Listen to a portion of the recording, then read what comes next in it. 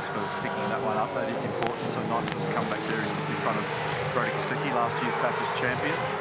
Now Cam is marching forward here, and he's got the crosshairs on the back of Will Brown. This is what Tickford were hoping for from a strategy play, but they were right on the rear bumper of Broc Feeney prior to Broc Feeney's stop.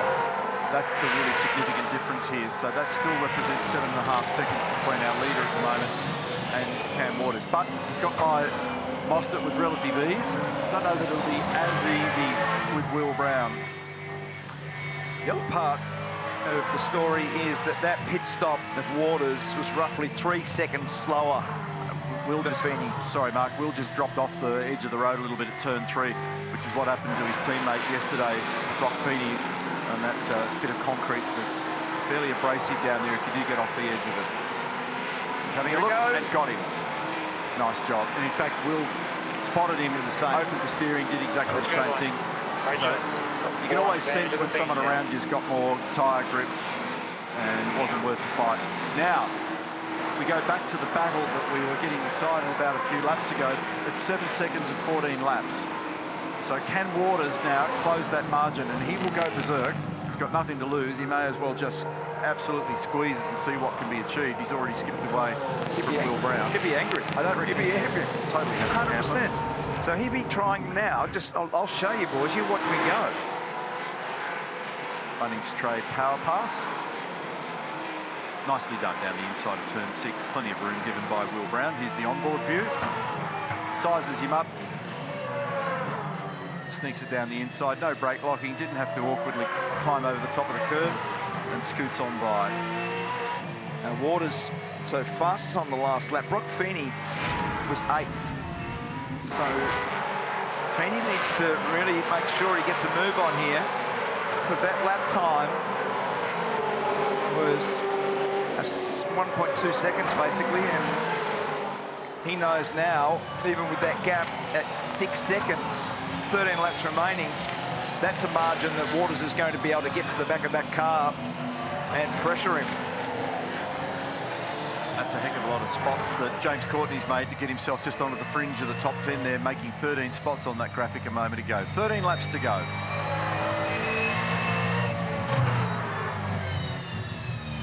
5.9 seconds Feeney and Waters now. He's certainly pulling plenty of time out of it. And there's that 1.8 seconds between Brown and Mostert. They're all reasonable little margins between everybody back there through the top 10 all the way, really. Actually, Jackson Evans doing a nice job out there at the moment as well, sitting in 10th position. He is. It looks like he's beginning to unpack the nuances of driving a supercar now, very different to the vehicles he spent a lot of time in his career in their behaviour. Here's our race leader.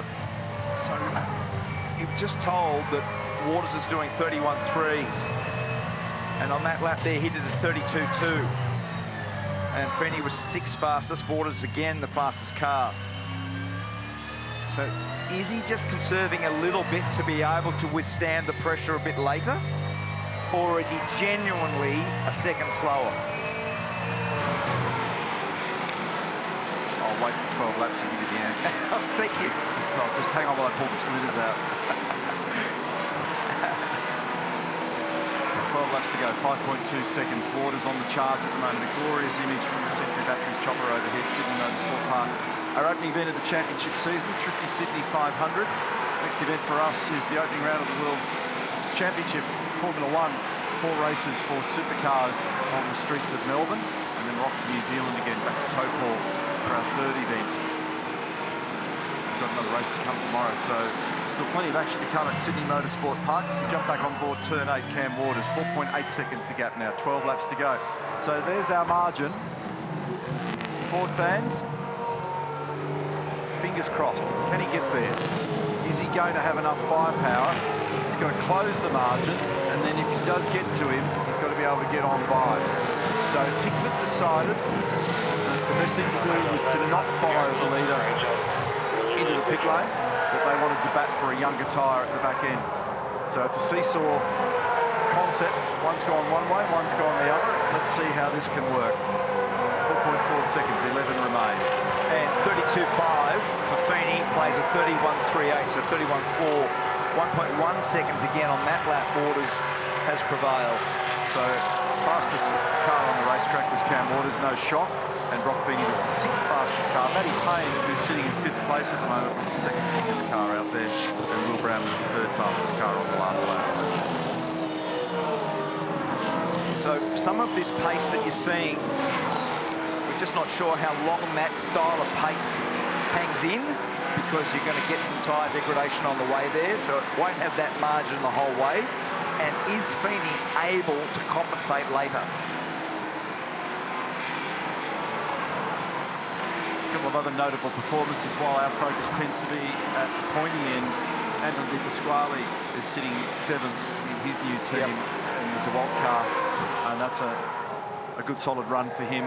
Got off to a very good start in the first practice session here at the commencement weekend. And Jackson Evans just reiterating nice work there. And James Golding, who had a traumatic day yesterday, is up inside the top 10. You can see quite a lot of people have been making some gains. You can see the wins and losses on the arrows on the left-hand side of the screen. And that's relative to their starting position. There's been an unbelievable number of penalties that were handed out in the first half of this motor race. 10 laps to go now. The equation is 3.4 seconds. It's starting to get a little bit juicier. Starting to be a little more intriguing that he might be able to get there. The worry is whether or not, from a Cam Waters standpoint, whether or not he's got enough up his sleeve after using a lot of tyre energy to get that far. Crompo, another reason I reckon Waters going to have a bit of fire in his belly, because I've just been down with the team and I tell you, they had some fire in their belly over that double stack incident back earlier in the race. But I managed to get the vision out of their overhead pit boom. And I know we showed a different angle, but have a look at this. So here's Waters comes in, right? And then in goes Feeney. Right, now watch this. Now, under this rule, when there's a double stack going on, watch this. Here comes the second Red Bull car. Now, in this instance, you should just stop here to let him go. You can't have two cars up here together in a pit box. Watch this. So, hang on, here we go. Oh, come on, not now. Here we go. In he goes, and then in comes the second Red Bull car. Now, look at this. As he goes in, watch Feeney. He just departs. Now, I tell you what, that is marginal. That other front car needs to be moving as this one comes in. They deemed that he just was, but the team's not happy. Yeah, you can understand why. That's right on the fringe, isn't it? So that would get emotions high down in the garages. There's already a lot of competitive tension between these drivers and teams when they're vying for so much, and they know how important a good solid start to the championship is. We've got 9 laps to go. We've got 2.7 seconds between Feeney and Waters. It's brewing nicely in Sydney here for our second race of the championship season. And Waters, who went a different way, and Tickford, who went a different way, taking on their second set of tyres in their second compulsory stop, are clawing back the margin at the moment to the Red Bull Ampol car number 88 of Broc Feeney. There was 7/10 on the last lap, so it's been 1.2 seconds across these last 4 or 5 laps. And as you can see on the graphic there, it was 7.5 tenths. So that has definitely dropped off. That margin, the gap that he had in terms of absolute raw car pace, just started to dissipate just a little bit. Feeney was the 5th fastest car on the racetrack on the last lap, and the man on screen was the quickest car out there. So he's had the fastest car all weekend based on qualifying in last night's result, and he needs every little bit of it right now. And I think when you look at the body language of Broc's car, he's tapped. I'm not sure that there's anything more up his sleeve at the moment, because you openly speculated a few laps ago. I wonder whether there's a bit of conservation in his play in order to have some firepower at the back end. We're still far enough away from the checkered flag at the moment that I'd be starting to feel sweaty palms about having a 2-second margin lead over Cam Waters, watching him getting bigger in the mirror. For sure. So by now you'd be beginning to react. Yeah, and the body language of him coming over Corporate Hill, then the immediate thing you saw was him pressing on. He used all the road. He was battling to get it stopped for turn 8. So, you know, to your point, he's already started to put some better laps together. And on that lap there, 32.6 for Feeney, 32.08, and 32.1. That's only half a second on that lap. So that's just starting to drop off in terms of the gain that he had from the younger tyre. We had a glimpse a few moments ago of Cam Crick in the Dormer entry. He's the wild card here this weekend, the 25th entry of the regular 24 that are in the field. Big weekend for him. We've got more wild cards to see through the year that'll be making appearances from Tickford and from Triple Eight. This focus battle at the moment is the battle for 10th, and it involves Jackson Evans in the SCT Logistics entry and James Courtney, who's had a wild weekend so far, but this is a heck of a comeback for him. So he's now threatening to creep back into the top 10. He's been making plenty of passing manoeuvres. You can see that little green arrow is up 13 spots, James Courtney, from a wild qualifying earlier in the day where he ended up parked up against the wall with damage on the car after contact from his teammate in qualifying. So nice work, James Courtney. And actually great to see Jackson Evans beginning to come to terms with the task here as well. Second full-time year now with SCT Logistics and Brad Jones. Well, all of those together. Remember, Golding was involved in that drama at turn 2 on the opening lap. So he's done a nice job also. Spoke to Jack Broc on screen here in the tyre power entry pre-race, and he was lamenting qualifying. Just the tiniest little mistake has the greatest implications, and then once you're down the field, trying to sneak back becomes a real challenge. Cam Hill, he got a penalty earlier on. Aaron Love, well, he's had some damage and off the road. Here's Corley Jones in the Pizza Hut entry. And they're paying tribute to the Brad Jones racing cars, by the way, to the late great Brian Thompson, who was a tremendous sports sedan and GT racer for many, many years. Sadly lost his life recently, and so when we get an opportunity, perhaps tomorrow in the coverage, we might just point out where they've got the little tribute to Brian at cars. So our thoughts go out to family and friends. Cooper Murray here earned a full-time ride off the strength of his wonderful performance at the Northern Territory and the endurance races last year for Triple Eight. And he's turned up now at Erebus in the Chico entry. And so he's trundling along. He's had his challenges today, including some contact with Will Davison. Learning exercise for the young drivers in making their way and regularly finding their space in the category. And he's sitting 17th at the moment. Always difficult as a rookie to make your main game debut, essentially. We know he did the wildcard piece in Darwin last year, but when you've got the car to yourself and you're in your own team and you're getting yourself organised, you start to understand the complexity and the level of professionalism and the work that goes into making one of these teams run and doing a good job. Here we go. That is 0.8 of a second between Feeney and Waters. We just wanted to cover off a couple of the notable performances down the order in the field and then go back here and have a look at how this is brewing. There's still 6 laps to go, so he's got there. Yep. So it has actually worked out. So Sam Potter and those in the engineering bunker at Tickford decide to go another way. We were concerned about the margin because it got out to 9 seconds and didn't think that that would be possible to claw back. They've made a liar of that concept, and that's Sam on the right-hand side, and the bunker down at Red Bull as we watch this margin close down. Still sitting at 0.8, 6 to go. And the split in the first sector on that lap was 5/100ths in favour of Cam Waters. Not a lot in it. 0.7 of a second now. He's taken just a tiny whisker of margin out of our race leader. Once he gets to him, he's got to try and figure out what to do about rounding him up. But what you can notice everywhere is that Broc is having to use more real estate, generally.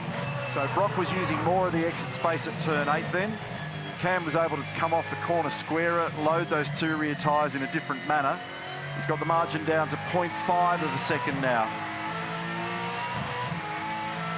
And he will absolutely have missile lock on the back of that thing as he makes the run down the front straight. Searches for a bit of fresh air ever so briefly.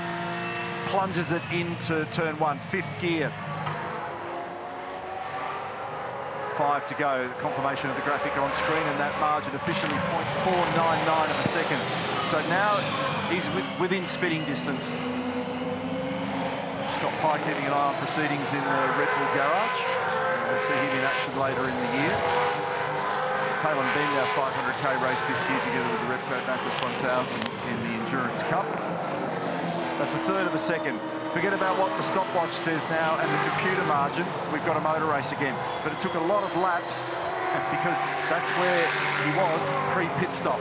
but he's got away with it, but he's had to use a lot of tyre energy. So now, with a very fast car on the last lap, the fastest car was the Monster Energy Mustang. The second fastest car was Broc Feeney. So Broc has stepped it up. Yep. He's lifted up from around, he's been running around 5th or 6th quickest, but now he's under fire. And Waters has a gigantic lunge down there into the hairpin, and he's right on him. Lost a little bit of ground, in fact, on that move on the way in versus out. Just had a little lock-up, front right lock-up, and understeered a little bit wide. But it is, we say often in this sport, that it's one thing to catch them. Next thing is to make a move and make a proper manoeuvre stick. He's having a think about it. He's having a lunge. Goes for a gulp of fresh air once again. 4 laps to go, 0.2 of a second. There's nothing in it. He carries pace into turn 1, and he's got the slide going, Cam Waters. He's looking for a double victory. If you're Broc Feeney, you're looking for your first podium at Sydney Motorsport Park and redemption from a tough night last night. So, hi mate, I'm here. Rat-a-tat-tat. Yep, I'm Cam Waters, and I'm right on the rear bumper. So, huge pressure through turn 3. Hey, are you watching this video from outside Australia or New Zealand and want to watch me race live? Follow this link below to sign up for SuperView. Broc will be well and truly aware of the pressure, and now the lunge comes down the inside, and there is contact between the two. What a disaster! So Waters has gone down the inside and barreled into the side. And Will Brown could end up being the beneficiary because Waters is regressing. What a catastrophic end to the race with only 4 laps to go. A disaster here. What a mess. More contact now as Brown makes contact with the back of Waters. It's something of a schmozzle at the back end as they all try and figure out who's where. It's a mess. Oh, he's put him off the road again. Now it's another bump. This is on for young and old. This is great stuff. Unbelievable. So, is Waters going to get away with that, or is he going to get a slap from the umpire? We're right at the sharp end of this race. All the drivers have lit up on the radio. They've all got a point of view. But what we've got at the moment is an unbelievable situation where there's a gigantic question mark hanging over the top of Cam Waters. All of a sudden, you've got 2 Red Bull cars either side of the monster car, 3 laps to go, nothing between them, and the blood is up in every direction. Absolutely, and all the chat over the radio is you can't just regress like that. So there's going to be 2 schools of thought. Down the inside was Cam Waters at turn 4. They made contact, then Feeney went off the road. Straight away, Waters backed it off, parked on the left-hand side of the road, and let him go by. But it wasn't him, it was his teammate, Will Brown. So the 2 cars then got caught up. So, Feeney leads from Waters, leads from Brown. There will be a lot of discussion about this afterwards. There'll be furrowed brows in race control as they try to unpack this one. And right at the moment, Broc Feeney's got the ascendancy in this car race. But there's a gigantic question over what happened back there. That's 0.2 of a second. What an unbelievable scenario watching that. And incident noted. It sure was, by hundreds of thousands of people. Yeah. So that has got everybody thinking. And I'm not sure that Cam will get away with that one. But a great motor race.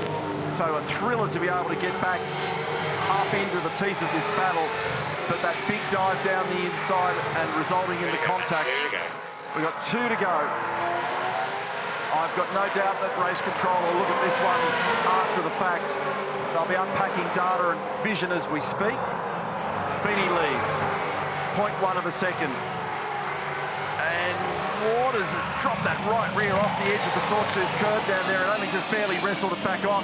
He's not surrendering here. He's having another attack. We've only got 6 kilometres of racing to go and he starts to range up on the outside. There is nothing in it. It's a feeler gauge margin between first and second.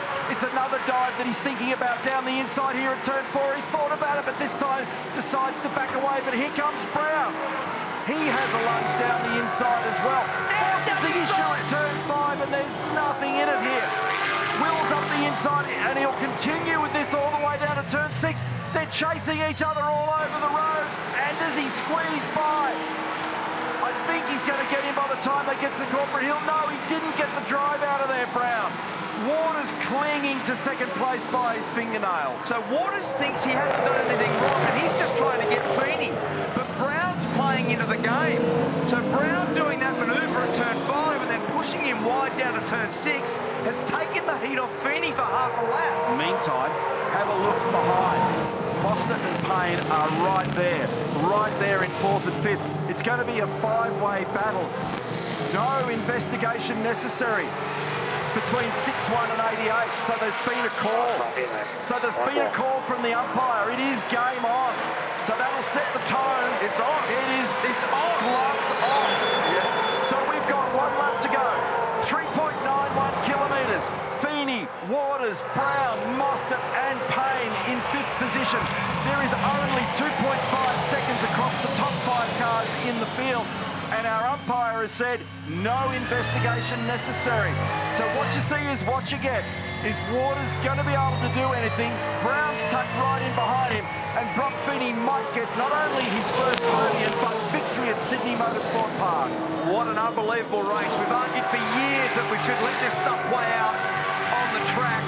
And this is what has happened in terms of the play between these two teams.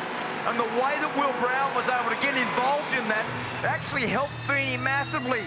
Waters runs into 6. He's only got 2 spots now. He's got over the hill and into turn 8. He's not close enough to put a move on here. But he does come off turn 8 better than Feeney. Can he fire down at the Mostert spot and get into the last corner on the inside? They're wearing each other's cars at the moment through turn 8 for the very last time. Broc Feeney is our leader. It will be a desperate lunge by Waters when they get up to the final couple of corners. There is nothing in it. And he gets right onto the rear bumper again and tries to get on the inside. It's going to be on, it's going to be on, it's going to be on.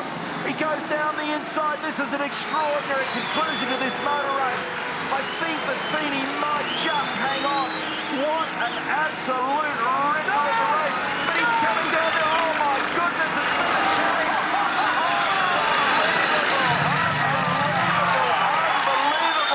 To that motor race. I am blown away by what I have just seen. Oh my goodness me. By the margin of 0.030. I would not have thought that was possible at the last corner. No way, absolutely no way. How's the side draft? And even the bump, Will Brown gave him a bump, pushed him wide, and then he come up there so straight. We played hard mode today, mate. We played hard mode, but we still got it. That is a remarkable finish. I love this game when it's like that. That was just absolutely incredible. Never gave up. That's taken our breath away. Unbelievable. Well done, Cam Waters. 2 from 2. First of all, I thought he was going to get a smack on the head from the umpire. That didn't happen.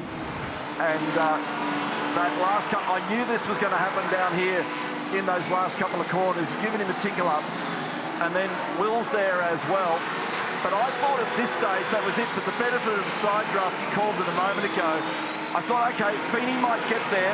And at this point, he just scoots down the inside and snatches victory. Oh my goodness me. That has blown my brain. Oh my God. How is that? That's cool dead set finish. Lightning McQueen finish, that one. Watch this. This will be the reaction. Yeah. Yes. Simon Brookhouse, Sam Potter, the men and women. Rod Nash is like, oh my goodness. Get the security guard. That's seriously, that is one of the best motor races of all time. I've exploded my voice. I've melted my brain. I cannot believe